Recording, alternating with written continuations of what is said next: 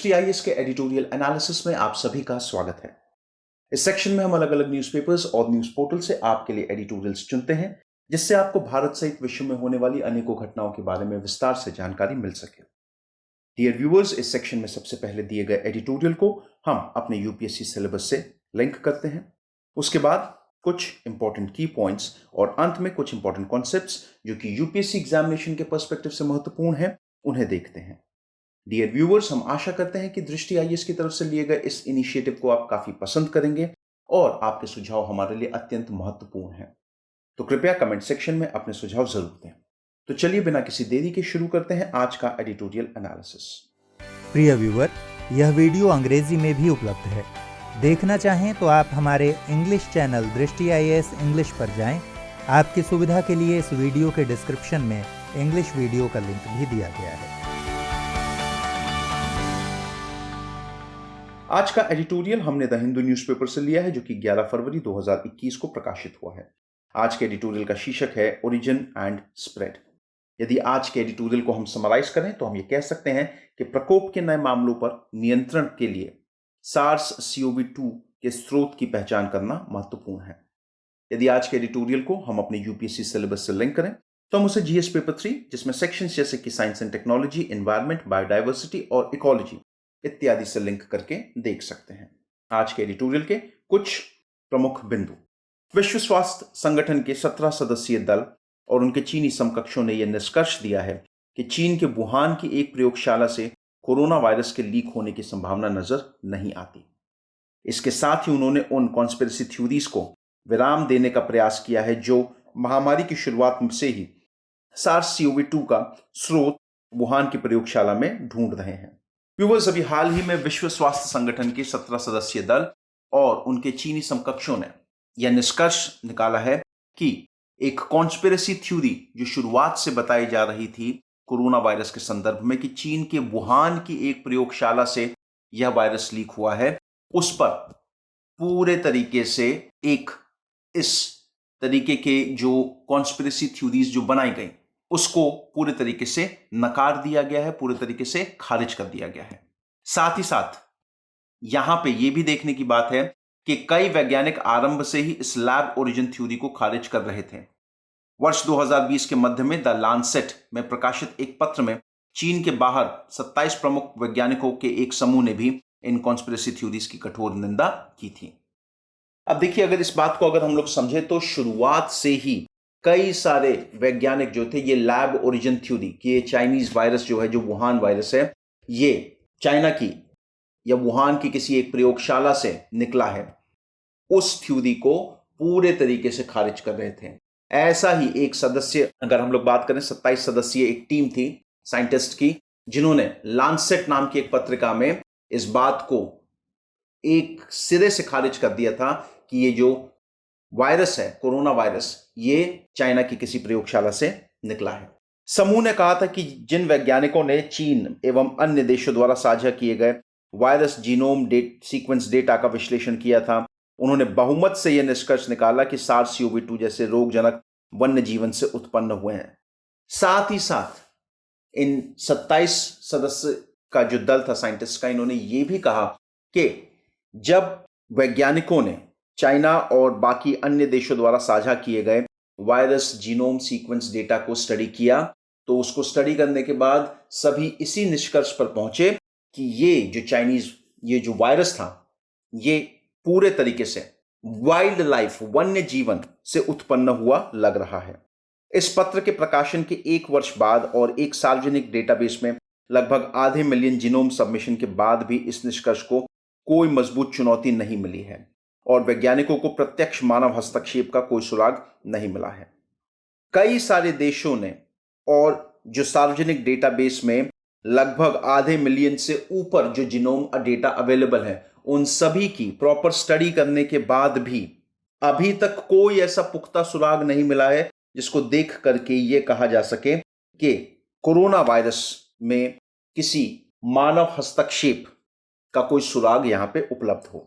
WHO के अध्ययनकर्ताओं की जांच में संभावना तो जताई गई है कि वायरस की उत्पत्ति चमगादड़ों से हुई है, जो इसके प्राकृतिक मेजबान हैं। लेकिन इसकी उत्पत्ति वुहान शहर में होने की संभावना से इनकार किया गया है, जहां आसपास चमगादड़ों का कोई प्राकृतिक पर्यावास नहीं है। अब जो WHO के जो साइंटिस्ट थे, उन्होंने इस बात की तो पुष्टि करी है, संभावना जताई है कि भाई ये जो वायरस की उत्पत्ति है ये हुई तो चमगादड़ों से है। नेचुरल होस्ट बोला गया है, प्राकृतिक मेजबान बताया गया है, लेकिन साथ ही साथ ये भी कहा कि वुहान शहर से इसकी उत्पत्ति हुई है। उस चीज को पूरे तरीके से सही नहीं कहा जा सकता, क्योंकि वुहान शहर के आसपास कहीं पे भी चमगादड़ों का कोई प्राकृतिक पर्यावास नहीं है, कोई नेचुरल बैट हैबिटेट नहीं है। चमगादड़ से मनुष्यों में वायरस के प्रत्यक्ष संक्रमण को भी लगभग असंभव माना गया है और प्रारंभिक जांच में एक मध्यवर्ती मेजबान प्रजाति की भूमिका का अनुमान किया गया है। कई लोगों ने यह कहा कि भाई डायरेक्टली चमगादड़ से इंसानों में इसका संक्रमण हुआ है। इस दावे को भी ये साइंटिस्ट जो है वो पूरे तरीके से खारिज कर रहे हैं, पूरे तरीके से इनकार कर रहे हैं। साइंटिस्ट का कहना यह है कि चूंकि बैट जो चमगादड़ है वो इसका नेचुरल होस्ट है, तो हो सकता है कि कोई बीच में एक मध्यवर्ती मेजबान प्रजाति आई हो। अब यदि मेजबान प्रजाति की बात करें तो आप ऐसा समझिए कि इंटरमीडिएट होस्ट जब हम लोग बोलते हैं तो यह एक ऐसा होस्ट होता है जिसका इस्तेमाल एक पैरासाइट करता है अपने जीवन काल में, और अपने आप को मल्टीप्लाई भी करता है वो पैरासाइट, सेक्सुअली नहीं, एसेक्सुअली। तो ऐसा कहा जा रहा है कि चमगादड़ों से उस जो मध्यवर्ती मेजबान प्रजाति है उसमें आया और उस मेजबान मध्यवर्ती प्रजाति से यह मानवों में पहुंचा। हालांकि अभी तक इसकी पुष्टि नहीं की जा सकी है कि यह मध्यवर्ती मेजबान प्रजाति कौन सी है। वर्तमान परिदृश्य के संदर्भ में यदि बात करें तो आरंभिक आंकड़ों से पता चलता है कि वुहान शहर में इस वायरस की पहचान होने के कई हफ्ते पहले से इसका प्रसार हो रहा होगा। दिसंबर 2019 से पहले वुहान में बड़े प्रकोप के कोई सबूत नहीं है। अब कई अगर स्टडीज को फॉलो करें तो यह कहा जा रहा है कि इस वायरस का जो संक्रमण है, इसका जो प्रसार है, वो पहला केस मिलने से काफी हफ्ते पहले से ही शुरू हो गया होगा, क्योंकि दिसंबर 2019 में पहला केस कोरोना वायरस से संबंधित जो है वो वुहान शहर में मिला है। चीनी मीडिया ने मध्य नवंबर के एक संक्रमण मामले हुबोई प्रांत के एक निवासी में अप्रकाशित सरकारी आंकड़ों के आधार पर वर्ष 2020 की शुरुआत में इसकी सूचना दी थी। इसके अलावा new England journal of medicine की एक रिपोर्ट में बताया गया कि चाइना CDC के वैज्ञानिकों ने 2019 के दिसंबर के मध्य में मानव से मानव संक्रमण के सबूत पा लिए थे, जो वुहान में इस वायरस की पहचान होने से पहले से इसके प्रसार की पुष्टि करता है। अब यदि आंकड़ों की बात माने तो चीनी मीडिया का दावा यह है कि वुहान में पहला केस मिलने से पहले चाइना के हुबोई प्रांत में एक व्यक्ति के अंदर कोरोना वायरस के सिम्टम्स देखे गए थे। हालांकि यह एक अप्रकाशित सरकारी आंकड़ा है। इसके अलावा जो new England journal of medicine है, उसकी भी एक रिपोर्ट में यह कहा गया है कि चीनी CDC के जो साइंटिस्ट थे, उन्होंने दिसंबर 2019 के मध्य में ही इस बात की पुष्टि कर दी थी कि ये कोविड वायरस जो है ये मानव से मानव संक्रमण में फैल सकता है। चीनी सरकार ने आधिकारिक तौर पर मानव से मानव संक्रमण की जो पुष्टि थी वो मध्य जनवरी में, मतलब पूरे 1 महीने के बाद। यहां पर थोड़ी सी दिक्कत है।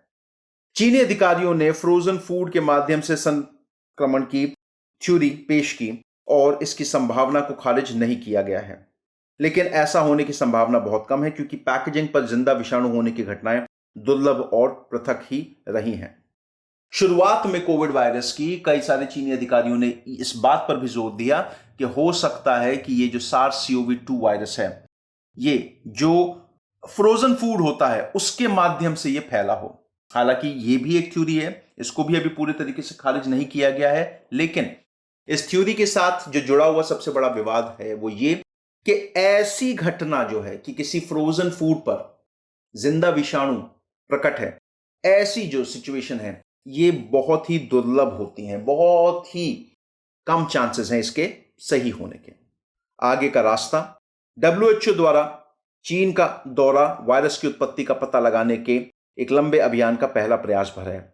यह अभियान तभी सफल होगा जब वैज्ञानिक अन्वेषण का राजनीतिकरण किए बिना इसे अपना कार्य करने का अवसर दिया जाए। अब देखिए, WHO चाइना पहुंचा है और उत्पत्ति पता लगाने की कोशिश कर रहा है। यह एक बहुत बड़े अभियान का पहला फेज है। और यहां पर हमें इस चीज पे ध्यान देना चाहिए कि किसी भी तरीके की राजनीति नहीं होनी चाहिए इसमें। जो चीज जैसी है उसको उसी तरीके से प्रेजेंट किया जाए। देखिए, सन 2000 के दशक में भी SARS, severe acute respiratory syndrome के प्रकोप के समय भी यही हुआ था कि चाइना ने काफी सारी चीजें जो है वो छुपाई थी।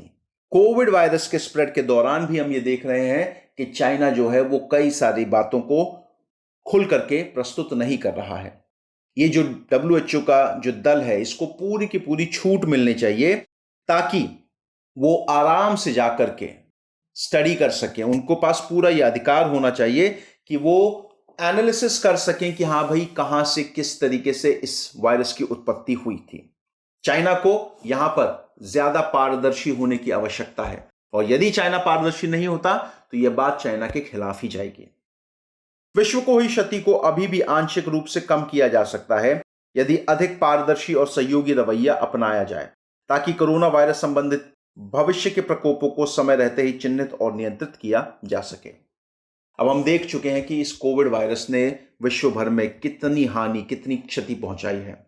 अब यदि हम इस हानि और इस क्षति को रोकना चाहते हैं, कंट्रोल करना चाहते हैं, तो जरूरी है कि यहां पर हमें और ज्यादा पारदर्शी अप्रोच और ज्यादा सहयोग देने की आवश्यकता है, ताकि आने वाले समय में कोरोना वायरस से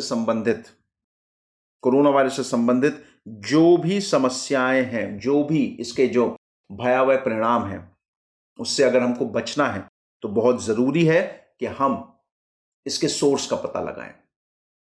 यदि सोर्स का पता लगा लिया गया तो कम से कम हम अपने आप को प्रिपेयर कर सकते हैं। हम अब कोशिश कर सकते हैं कि जो कोविड के केसेस हैं इनको कंट्रोल किया जा सके, इनको नियंत्रण में लाया जा सके। तो व्यूअर्स, ये था आज का एडिटोरियल एनालिसिस। आई होप आप सभी को ये एनालिसिस पसंद आया हो। धन्यवाद।